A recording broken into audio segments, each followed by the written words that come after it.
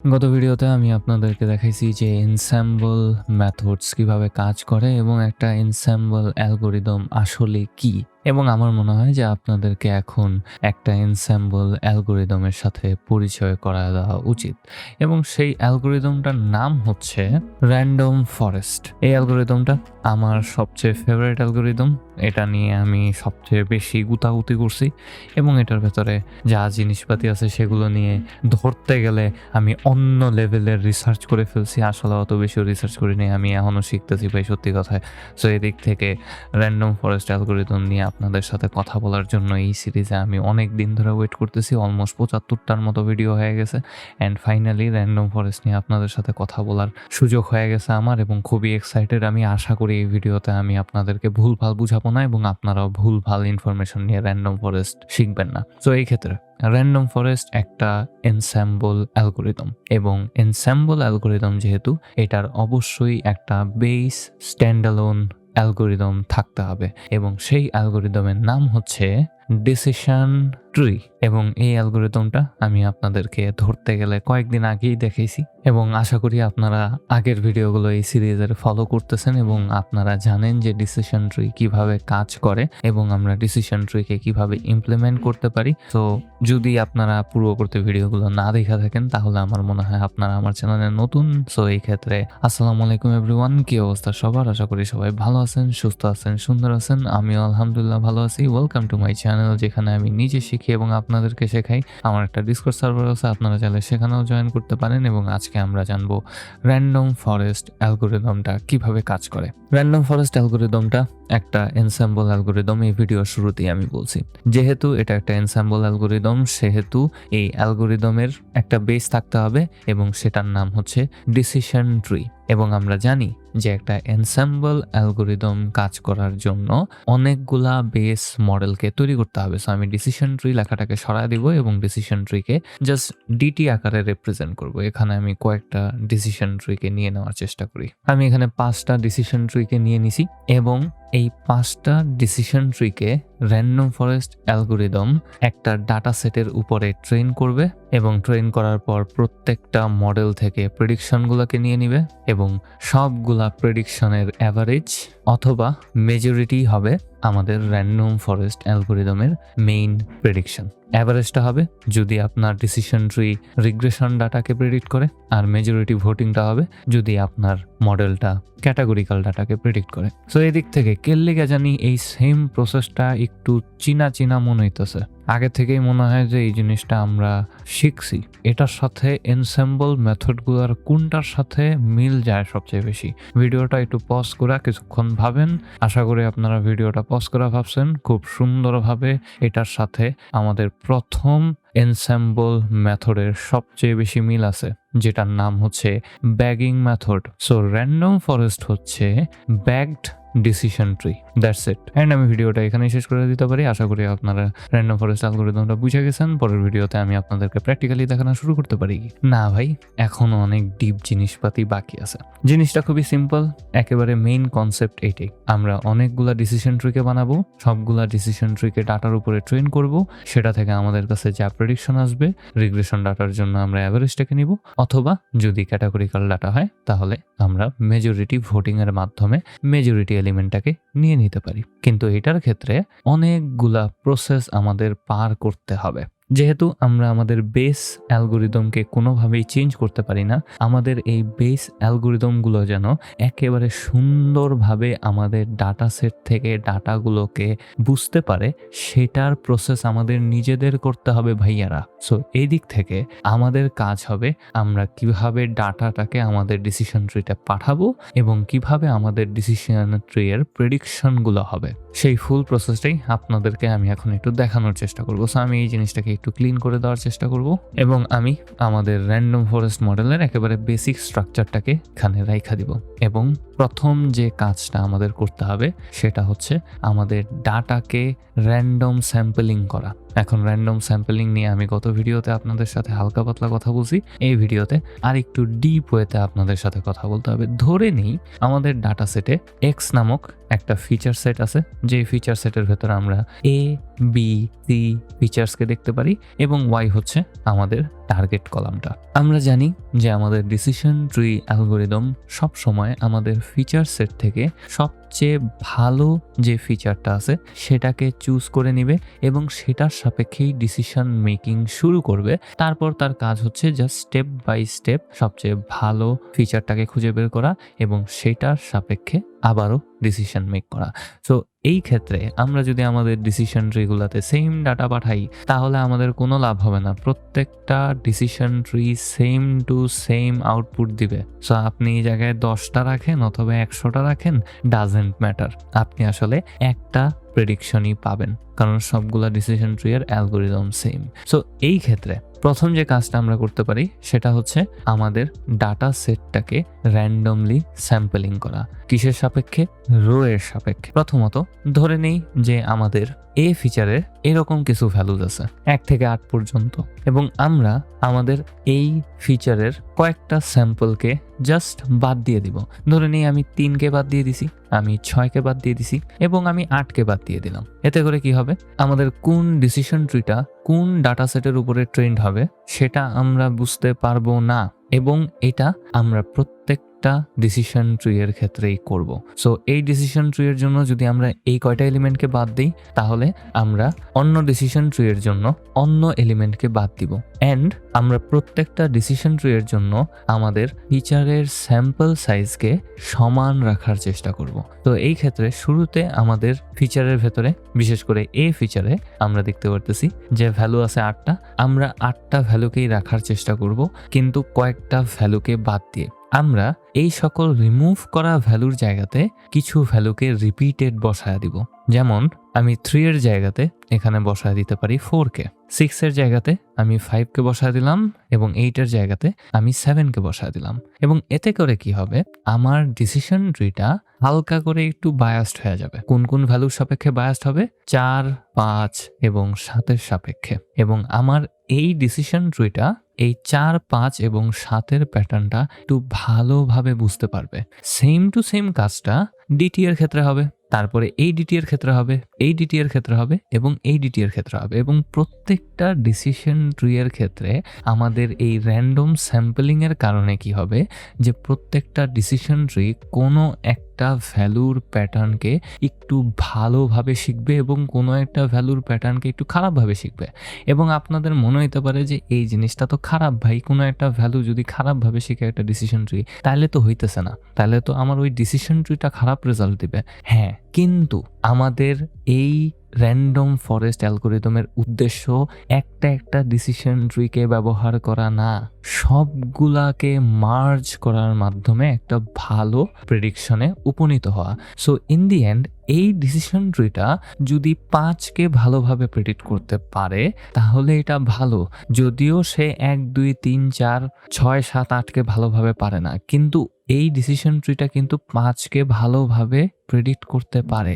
এবং এইটা যখন আমরা কম্বাইন রেজাল্টে যাব তখন এটা বড় একটা ইফেক্ট ফালাইতে পারে, এবং এটাই হচ্ছে আমাদের প্রধান উদ্দেশ্য। তো আমরা কি করতেছি? ইচ্ছা করে আমাদের ডিসিশন ট্রিগুলাকে বায়াস করতেছি যেন আমাদের কম্বাইন্ড ডিসিশন ট্রিগুলা থেকে আমরা একটা ভালো রেজাল্টকে পাই। আর এই ক্ষেত্রে আমি বায়াস বলতে কিন্তু ওই টার্মিনোলজি বায়াসকে বুঝাইতেছি না, আমি ওয়ার্ড বায়াসকে বুঝাইতেছি যে আমি ঝুঁকায় দিতেছি যেন এটাও ভালোভাবে শিখে। সো এই ক্ষেত্রে 5 ক্ষেত্রে আমাদের ফর্মাল যে বায়াস আছে সেটা কম হবে। অ্যান্ড আমার মনে হয় আমি আপনাদেরকে এই জিনিসটা বলে আমি আপনাদেরকে আরো বেশি কনফিউজ করে ফেলতেছি। যাই হোক, আমি এদিকে আর যাবো না। মেইন কথাটা হচ্ছে ভাই, আমাদের ডিসিশন ট্রি কোনো একটা জিনিসকে খুব ভালোভাবে শিখবে এবং কোনো একটা জিনিসকে খুব খারাপভাবে শিখবে, কারণ আমরা র্যান্ডম স্যাম্পলিং করতেছি।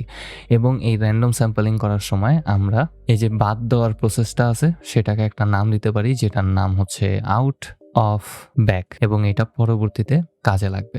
Most of the time internally by default 37%-এর কাছাকাছি, অলমোস্ট 37% ডাটাকে কোনো একটা ফিচার থেকে রিমুভ করা হয় এবং সেগুলোকে রিপ্লেস করা হয়, এবং পরবর্তীতে এই 37% ডাটা প্রচন্ড পরিমাণে কাজে লাগতে পারে। কিন্তু স্টেপ বাই স্টেপ যাব। তারপরের যে কাজটা হবে সেটা হচ্ছে র্যান্ডম ফিচার সিলেকশন। প্রথমত আমরা আমাদের র্যান্ডমলি প্রত্যেকটা ফিচার থেকে ডাটাকে সরাইতেছি। এখন আমরা জানি যে প্রত্যেকটা ডিসিশন ট্রি যেহেতু সব সময় সবচেয়ে ভালো স্প্লিটটাকে নেওয়ার কথা ভাববে, সেহেতু আমরা যদি প্রত্যেকটা ডিসিশন ট্রিতে র্যান্ডম স্যাম্পলিং করে এই সেম ফিচারগুলোকেই দিই, পসিবিলিটি অনেক বেশি যে তাও আমাদের ওই বেস্ট ফিচারটাই সিলেক্টেড হবে, যেটা আসলে ভালো দিক না। সো এই ক্ষেত্রে আমরা আরেকটু চালাকি করতে পারি। চালাকিটা হচ্ছে এই যে আমরা লিমিটেশন দিয়ে দিতে পারি যে প্রত্যেকটা ডিসিশন ট্রি কতগুলো ফিচারের উপরে ট্রেন্ড হবে, এবং প্রত্যেকটা ডিসিশন ট্রি এর জন্য এই ফিচারগুলো র্যান্ডমাইজড অবস্থাতে থাকবে।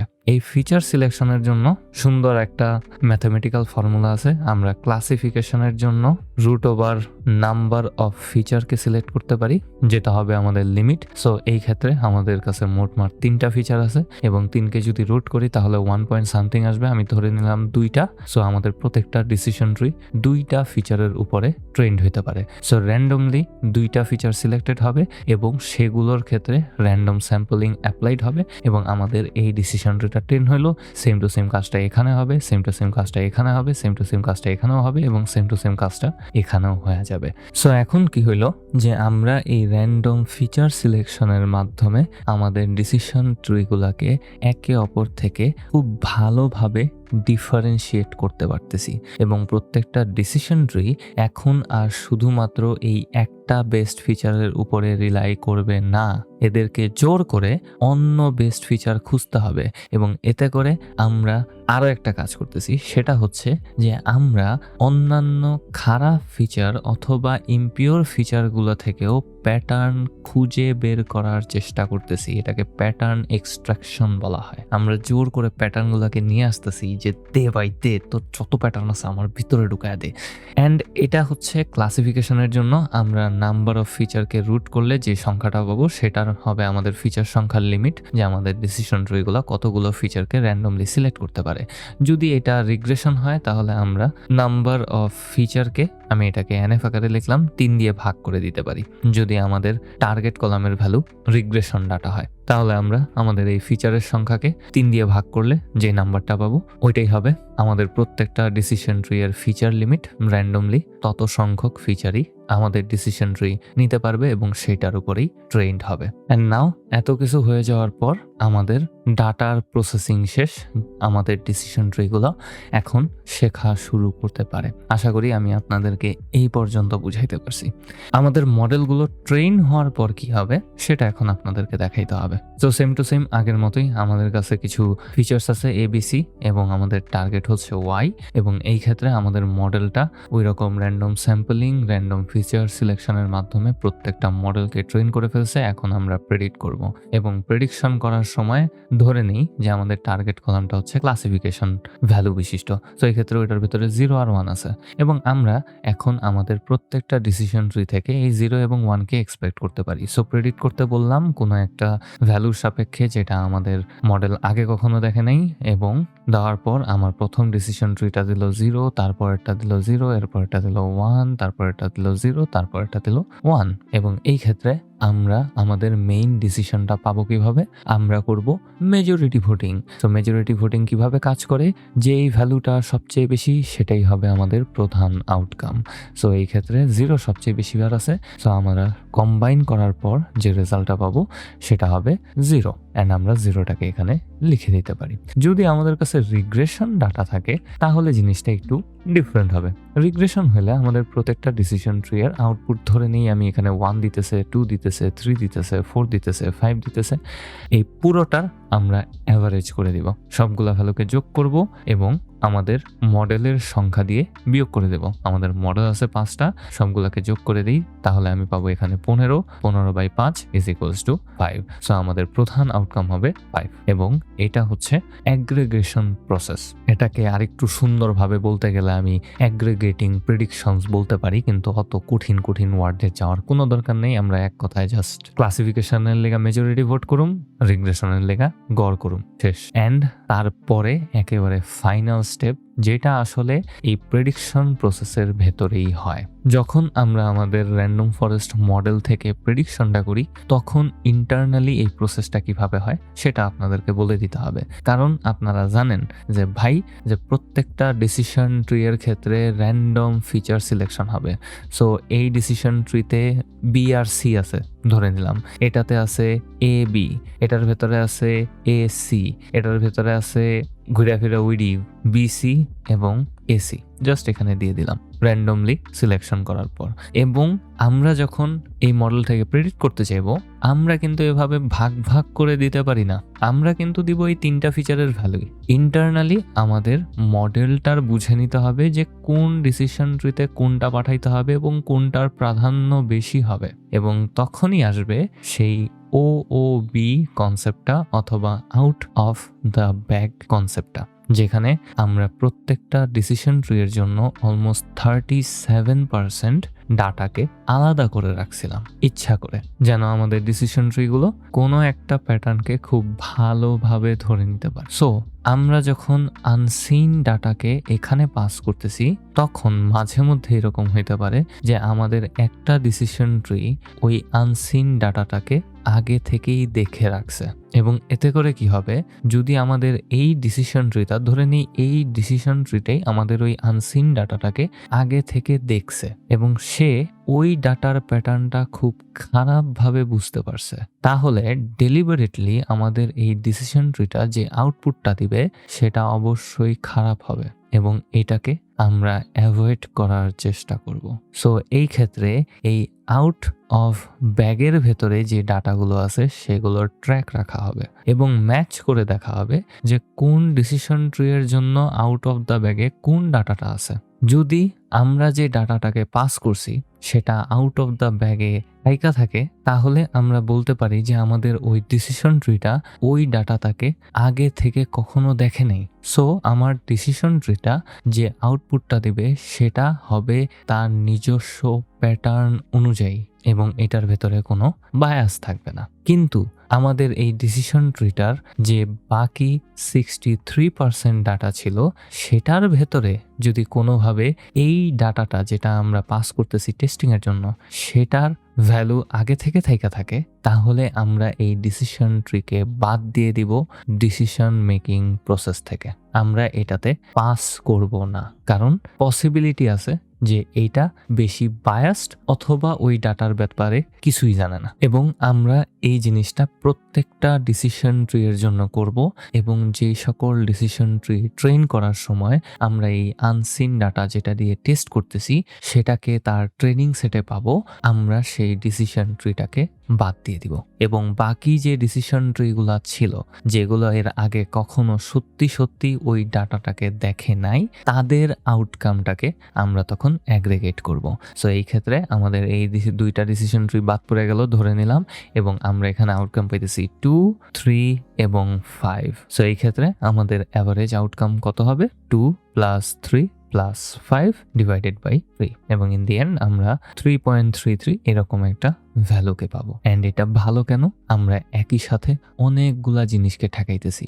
আমরা একটা বায়াসড ডিসিশন ট্রিকে আমাদের ডিসিশন মেকিং প্রসেস থেকে সরায় দিতেছি, যেন সে বিনা কারণে তার বায়াসনেসটা না ছড়ায় এবং সাথে সাথে আমাদের ডিসিশন মেকিং যেন বিনা কারণেই প্রভাবিত না হয়। সো এদিক থেকে একই সাথে আমরা ডিসিশন ট্রি এর পাওয়ারটাকে মিক্স করতেছি, আমরা আমাদের প্রত্যেকটা ডিসিশন ট্রিকে যথেষ্ট স্ট্রং করতেছি প্যাটার্ন রেকগনিশনের দিক থেকে, এবং আমরা আমাদের মডেল থেকে ফাইনালি যে আউটকামটা পাইতেছি ওটা বায়াস এবং ভ্যারিয়েন্স দুই দিক থেকেই কম হওয়ার পসিবিলিটিটা অনেক বেশি। সো এটাই হচ্ছে র্যান্ডম ফরেস্টের ফুল প্রসেস। আমার কেলিগা জানি ইচ্ছা হলো যে আমার এই জায়গায় বড় করে র্যান্ডম ফরেস্ট লেখা উচিত, আমি একটু নিচে জায়গা যেন র্যান্ডম ফরেস্টটা একটু ড্রামাটিক্যালি লিখতে পারি। র্যান্ডম ফরেস্টের মেইন কনসেপ্টগুলা আপনাদেরকে বোঝানো শেষ হয়ে গেছে। স্লো বলছি একটু আগে, যেন আমি র্যান্ডম ফরেস্ট লেখাটা শেষ করতে পারি ফর ড্রামাটিক ইফেক্টস। আশা করি আপনাদের ফানি লাগে নাই।